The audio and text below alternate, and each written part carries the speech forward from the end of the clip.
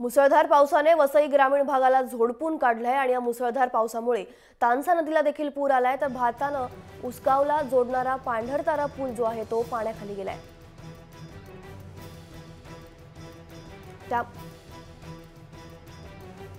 त्यामुळे तेथील नवसई, भाताने, थळ्याचा पाडा, आडणे, हत्तीपाडा, काजूपाडा अशा 6 गावांचा संपर्क तुटलाय।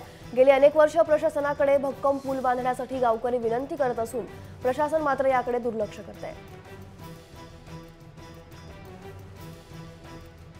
हो, दरवर्षी तर आम्ही दर ब्रिजवर पाणी आलं आम्हाला 2-2 दिवस नातेवाईकांकडे काढायला लागतात।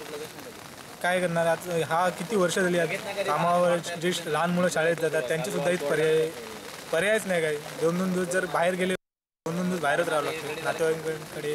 ज्यांचे कोणते नातेवाईक जवळ आहेत ते ठीक आहे, बाकी त्यांचे हाल होतात।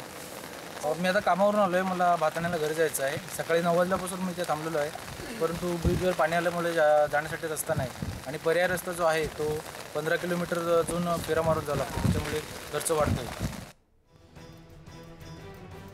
आपले प्रतिनिधी मनोज सातवी आपल्यासोबत आहेत फोन लाईनवरून। मनोज, का अधिक माहिती द्याल? मुसळधार पावसामुळे वसई ग्रामीण भागाला झोडपून काढलेला आहे, तानसा नदीला पूर आला आहे, वाहतूक जी आहे ती ठप्प झाली, काय सांगाल? नक्कीच ज्योती, 3 ते 4 दिवसापासून हा सतत मुसळधार कोसळणाऱ्या पावसामुळे नागरिकांचे जनजीवन अक्षरशः विस्कळीत झालेलं आहे।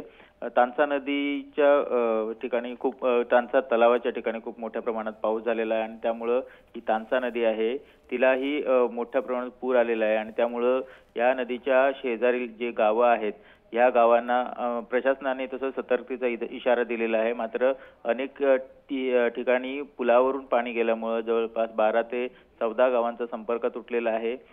काल सकाळपासून ही परिस्थिती आहे, त्यामुळे नागरिकांना रोजचे व्यवहार करण्यास खूप अडथळे जात आहेत।